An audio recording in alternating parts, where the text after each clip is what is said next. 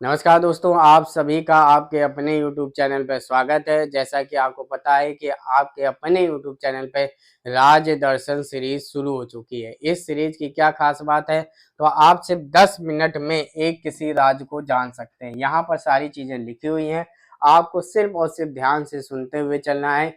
उस राज से संबंधित जो भी प्रतियोगी परीक्षा के लिए इम्पोर्टेंट है वो बेहद जो समझिए आप जिस तरीके से जैसे आप सारी चीज़ों को अलग-अलग पढ़ते हैं, वो सारी चीज़ों को एक साथ कवर किया है, यानी कि उस राज्य से जो भी प्रश्न बनते हैं, वो सारी चीज़ों को कवर किया गया है। किसके माध्यम से? राज दर्शन सीरीज के माध्यम से। इस सीरीज में सबसे इम्पोर्टेंट फैक्ट ये है कि हमने पहले उन राज्यों को उठाया है जो कि एग्जाम में बहुत ज़्यादा पूछे जाते हैं, यानी कि उत्तर पूर्व के राज्यों की यहाँ पर संपूर्ण जानकारी दी जा रही है। उससे पहले अगर आप चैनल पर नए हैं तो चैनल को सब्सक्राइब कर लीजिए और अपने दोस्तों के साथ जरूर शेयर कर दीजिए। इसके अलावा एक इन्फॉर्मेशन और है आपके लिए कि अगर आप उत्तर प्रदेश जीके की तैयारी कर रहे हैं तो आप ध्यान रखिए, यहाँ पे भी एक बेहतरीन सीरीज आपकी कंप्लीट हो चुकी है, उत्तर प्रदेश जिला दर्शन सीरीज, जिसमें पूरे के पूरे 75 जिले कवर हो चुके हैं। अगर आपने अभी तक नहीं देखा है तो आप चैनल की प्लेलिस्ट में जरूर जाए, वहां जाकर जरूर देखें। ठीक है, चलिए शुरुआत करते हैं। ये देखिए हमारा किसका है, ये उत्तर पूर्व के राज्य, इनको कवर करना है। सिर्फ और सिर्फ आपको 10 मिनट ध्यान देना है। फिर से कह रहे हैं कि 10 मिनट में अपने राज्य को जानें। देखिए, जानने का मतलब ये है कि उत्तर पूर्व के राज्यों को कवर किया है। कौन कौन से राज्य हो चुके हैं, तो सबसे पहले सिक्किम हो चुका है। ठीक है, इनको कंप्लीट पूरा करवा चुके हैं, जो भी इंपॉर्टेंट फैक्ट है।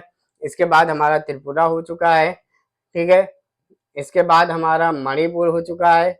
ये राज्य आपके प्ले लिस्ट में आपको जरूर मिल जाएंगे, आप जरूर जाकर देखिएगा।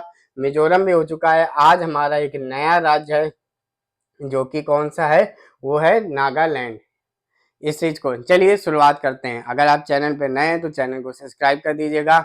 इसमें जो इम्पोर्टेंट फैक्ट है आपको सिर्फ सुनना है, कोई भी चीज मेरे द्वारा भी नहीं लिखी जाएगी, आप भी मत लिखिएगा। अगर बहुत ही अच्छा फैक्ट है तो आप जरूर लिखिएगा। नागालैंड, ठीक है, इसकी राजधानी कोहिमा है। राज्यपाल कौन है? ला गणेशन है। मुख्यमंत्री कौन है? नेफ्यू रियो है। कुल जिले कितने हैं? यहाँ पर 16 है। हर राज्य की पूरी संपूर्ण जानकारी। फिर ध्यान रखिएगा विधानमंडल। यहाँ पर विधानमंडल कैसा है, तो ध्यान रखिएगा एक सदनात्मक है। एक सदनात्मक मतलब की विधानसभा है। यहाँ पर विधानसभा सदस्य संख्या कितनी है? 60 है। लोकसभा सदस्य संख्या 1 है। राज्यसभा सदस्य संख्या यहाँ पर 1 है। एक एक आप वालों को जरूर याद रख। देखिए, आप अन्य राज्य की याद रखिए ना, याद रखिए, लेकिन जो उत्तर पूर्व के राज्य हैं उनके जरूर विधानसभा लोकसभा तो हाल ही में चुनाव हुए हैं, उनको भी याद रखिए। राज्यसभा सदस्य संख्या भी याद रखिए। तो आप ध्यान रखिएगा कि विधानमंडल एक सदनात्मक है, यानी कि यहाँ पर सिर्फ और सिर्फ विधानसभा है।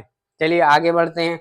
आगे क्या है, तो ध्यान रखिएगा राज्य की भाषा, बेहद इंपॉर्टेंट। देखिए ये फैक्ट है, राज्य की भाषा। आप सोचेंगे सिर्फ भाषा है, बहुत बार क्वेश्चन पूछा गया है कि ऐसा कौन सा राज्य है जिसकी राज्य की भाषा अंग्रेजी है, यानी कि जिसकी राज्य की भाषा इंग्लिश है। तो आपको उसका आंसर देना है नागालैंड की राज्य की भाषा क्या है? इंग्लिश है। सीमावर्ती देश की बात करें, यानी कि पड़ोसी देश की बात करें, तो म्यांमार है। आप अपने सामने मैप को जरूर रखिएगा ताकि आपको ये पता हो कि जो नागालैंड पड़ रहे हैं वो कहाँ पर है। ऊपर नीचे बगल में आप पड़ोसी राज्य या पड़ोसी देशों को देख सकते हैं। सीमावर्ती राज्य की बात करें तो अरुणाचल प्रदेश, असम, मिजोरम, ये इसके पड़ोसी राज्य हैं।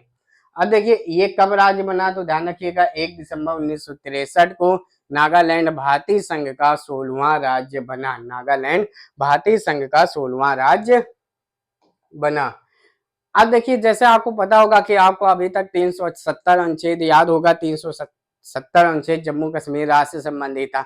उसी तरीके से और भी जो राज्य है उनके लिए संविधान में विशेष प्रावधान किए गए। आपको जब उत्तर पूर्व के राज्य पढ़ा रहे हैं तो हर एक अनुच्छेद आपको कवर करवा रहे हैं, क्योंकि उत्तर पूर्व के पूछे जाते हैं। उसी में से एक ये भी है 371 का ए, 371 का ए, जिसमें नागालैंड को संविधान में विशेष प्रावधान दिए गए हैं। नागालैंड को संविधान में विशेष प्रावधान किस अनुच्छेद के माध्यम से दिए गए हैं, तो 371 का ए। इसके बाद हाई कोर्ट की बात करें तो यहाँ पर इनके खुद का कोई हाई कोर्ट नहीं है, ये गुवाहाटी हाई कोर्ट के अंतर्गत आते हैं, जिसमें उनकी स्थायी बेंच कहाँ पर है, कोहिमा में है। जैसे अपने यहाँ उत्तर प्रदेश की बात करें तो इलाहाबाद हाई कोर्ट है, इसकी बेंच कहाँ पे, लखनऊ में है। उसी तरीके से गुवाहाटी हाई कोर्ट की स्थायी बेंच कहाँ पे है, कोहिमा में है। प्रमुख कृषि बेहद इंपॉर्टेंट है, ऐसा पूछा जाएगा। स्लेश एंड बर्न कृषि ये कौन से राज्य में फेमस है, तो उसका आंसर आपको देना है कौन से राज्य में फेमस है, तो ये नागालैंड में फेमस है। यह एक झूम कृषि का प्रकार है, झूम खेती का प्रकार है। बहुत छोटे छोटे क्वेश्चन बनते हैं और बस यही क्वेश्चन बन जाएंगे तो यही आपको कठिन लगेंगे। अभी आप साथ साथ मिलके पढ़ते हुए चलेंगे तो आपको आने वाली चीजें कठिन नहीं लगेंगी। प्रमुख उत्सव हार्निवल उत्सव, ऐसे ही पूछा जाता है हार्निवल उत्सव किस स्टेट में मनाया जाता है, या आपसे पूछ लिया जाएगा कि हार्निवल उत्सव किस माह में यानी किस मंथ में सेलिब्रेट किया जाता है, तो वो दिसंबर में किया जाता है। तो ये फैक्ट आपको ध्यान रखने। अगर देखिए आपको ऐसा लग रहा है कि कोई भी फैक्ट आपको नहीं याद हो रहा है, आप तुरंत कॉपी उठाएं, उसको जरूर लिख लें। चलिए आगे बढ़ते हैं। देखिए बेहद इंपॉर्टेंट फैक्ट है, बहुत इंपॉर्टेंट फैक्ट है, ध्यान रखिएगा। नागालैंड की सबसे ऊंची पहाड़ी का नाम सारामती है। अब कहेंगे ये किस लिए बता रहे हैं, ऐसे ही पूछा जाएगा कि नागालैंड राज्य की सबसे ऊंची पहाड़ी का नाम सारामती है। कितनी ऊंचाई है, तो ध्यान रखिएगा 3826 मीटर इसकी ऊंचाई है। अब क्वेश्चन क्या बनेगा, क्वेश्चन ये बनेगा यह पर्वत श्रृंखला नागालैंड व म्यांमार के बीच में सीमा बनाती है।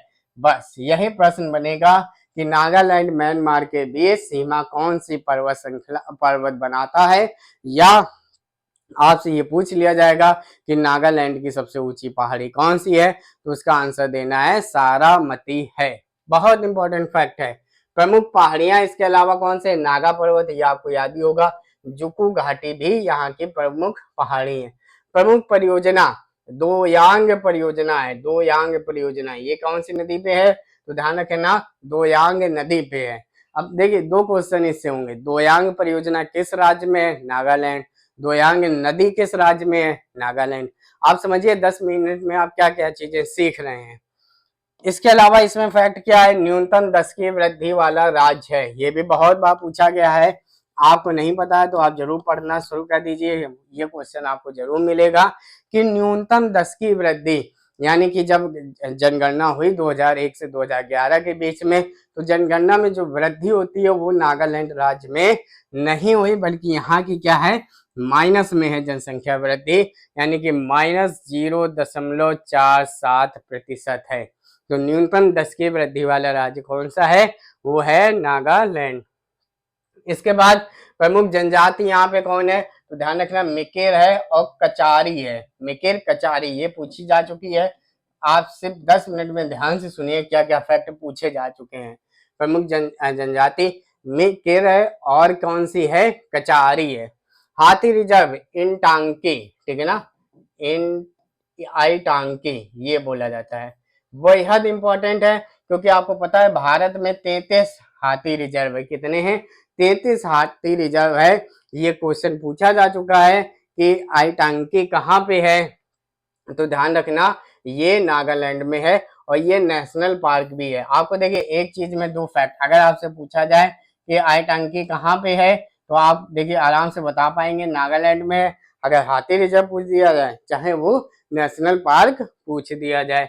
वन्य जीव अभ्यारण्य क्या है, फकीम, फकीम वन्य जीव अभ्यारण्य भी कहाँ पे है, ये नागालैंड में है। तो इतनी बेहद जो इम्पोर्टेंट थी वो चीजें आपको सिर्फ और सिर्फ 10 मिनट में सीखने को मिल गई हैं, जो कि अगर आप एग्जाम की तैयारी कर रहे हैं, आप अगर विभिन्न किताबों से जब पढ़ते रहते होंगे तो ये सारी चीजें आपको किताबों में जरूर मिलती हो।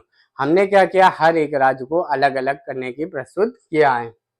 तो आप यहाँ से समझ गए होंगे सारी चीजों को कि कितने कितने इंपॉर्टेंट फैक्ट आपको यहाँ पर बताए गए हैं। उम्मीद है आपको ये क्लास जरूर पसंद आई होगी।